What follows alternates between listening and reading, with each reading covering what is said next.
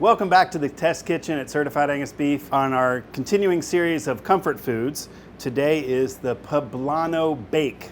Glad you're with us. Let's get started.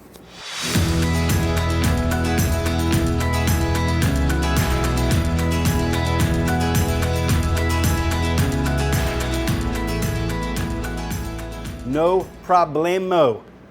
Poblanos today. Poblano Bake. So instead of a typical roast pepper bake, it elevates it just a little bit, opens it up a different way, and I think it's just a better recipe all around. But we're going to cut these poblanos. To do so, instead of a bell pepper, we take the top off and sit them like this. Well, this is not the kind of pepper that's going to work like that. It would work better on its side. So I'm going to cut this on its side, hopefully, in half.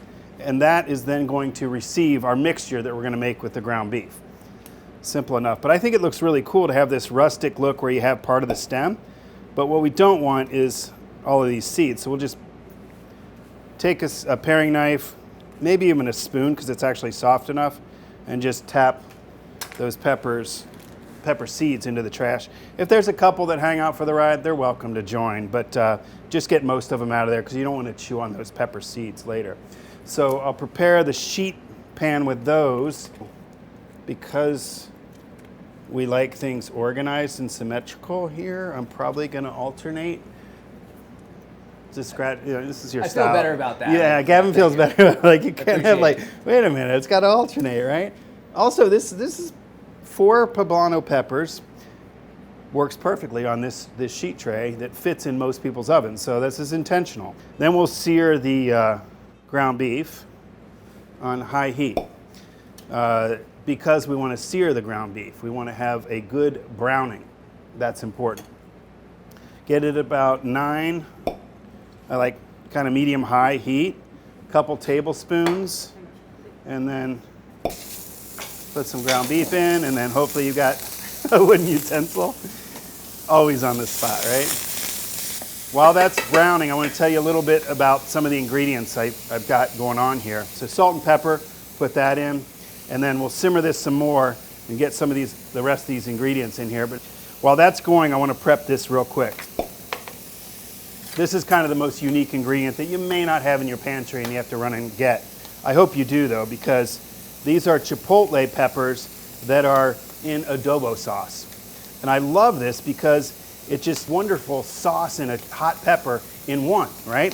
And we kind of want to puree that, so we'll keep this going while I talk about that. Separate it on the pan so you get kind of even browning, and then make sure we get that red color removed to be a good visual indicator of when it's ready to get the rest of the ingredients. Back to this chipotle pepper. It's just like a little cute little pepper, right? And depending on the amount of heat that you can handle, do 1 or 2. I'm going to put 2 in here and chop it pretty fine. And that's going to end up in this mixture. Perfect time now to add onions and garlic. Diced onion, minced, finely chopped garlic. Get that in and continue this cook even more to make sure that beef is fully cooked. The recipe just says ground beef for a reason. Get what's on special. Make sure it's certified Angus beef, but get what's on special. Maybe get the family pack and just use the pound for this recipe and use the others for some meatballs or some burgers later on. Onions and garlic in, and then we're going to add chipotle peppers that we just minced, right? And then to really bring that chipotle pepper mixture all the way throughout, a tablespoon of tomato paste is going to go a long way in this recipe. I'm going to take it a little bit off the heat, keep stirring that in. What's kind of cool now is some of the moisture from the ground beef, some of the water that's in it, is going to mix with the tomato paste and make this more of a sauce. All right.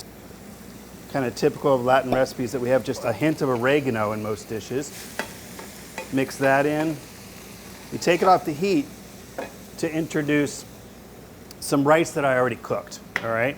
So this is about, I think, a third cup of rice to yield a full cup of rice.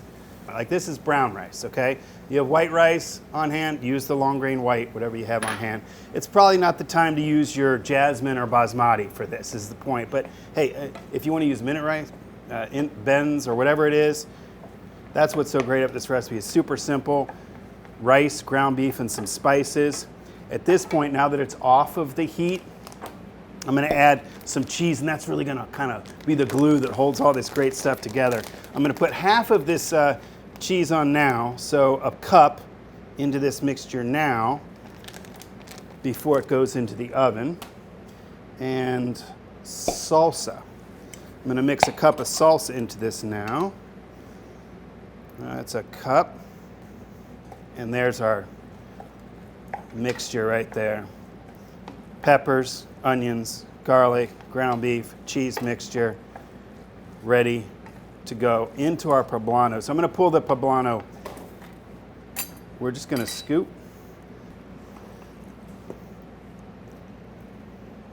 Now listen, I put parchment under this sheet tray.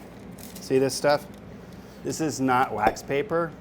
This is parchment that can handle high heat in the oven. Why don't you want to use wax paper? Why don't you want to use wax paper? Because it would melt in a high heat oven. We're going into a 400-degree oven. Wax paper is not the surface to use for this. Now this initial bake, all right, so this is like a two-stage situation. We're gonna get this thing fully cooked at the initial stage, which is 30 to 40 minutes. And this is gonna accomplish, most importantly, it's gonna cook the pepper. We've got this cooked, right? So it's gonna keep this heated, and then we're gonna cook the pepper until it's soft. At this point, we put it in the oven. And also because we want a good amount of that moisture to stay in and really steam steam and not. We wanna put foil, with the foil, yes. We'll put foil on top for this initial 30 to 40 minutes, and then we'll be right back here to look at what that looks like, okay? Stand back for the steam escape, just so you don't burn yourself. But you can see we've got the pepper is nice and soft, so it should be easy enough to cut at this point. The poblano pepper that we're using for this recipe is about, well, it's hotter than a green bell pepper, and that's what I want to get you off of, is the green bell pepper for everything you do pepper-wise. It's still mild, but it has a little bit of heat. A jalapeno, for reference, is about 5 times as hot as this, so you can handle this. Cheese will top and go right back in the oven. Be as generous as you want. And then, like we talked about, this goes back in really just to melt the cheese, another 10 or 15 minutes. And then we'll come back here and enjoy these peppers. So we've had time for the cheese to melt on top, nice and gooey. Also, we've given it time to set, much like a lasagna, only about 5 minutes to set, so it's not blazing hot. Those bubbling juices would be too much to eat right away, so let's get some people to help eat it. So we've got a few people. Courtney, I think it'd be perfect for Courtney to try. So we've got a Poblano Bake recipe. This is Courtney, everyone, say hello. We've got a Poblano Bake, which is kind of like a new version of a stuffed pepper. Did you do this growing up? Oh yeah, my mom used to make them all the time. Yeah? So what kind of peppers did you use? She normally used the green bell pepper. Like most people, right? So we're trying to convert people into these poblanos. But I'm really curious what your take is on the combination of ingredients up top, and make sure you cut through to get a little bit of the pepper. I'm so used to it. Get a little bit of the pepper, the poblano, with your bite if you can. If it's too hot for people, have some sour cream on hand. Too spicy? No, that's perfect. Balance, little tingle? Mm-hmm. Yeah. Good. Especially at the end there, you get a little bit of the bite, but no, that's good. Yeah. Do you think we should keep this recipe around? Oh, absolutely. Good, because we're telling all these people they should do it, so it's probably good. We should absolutely cook it. Yeah, it's a great twist on a classic. Perfect. So if you do like this video, please like, comment, or share. We'll see you next time. Thanks so much, Courtney. Appreciate it. Thank you, Chef.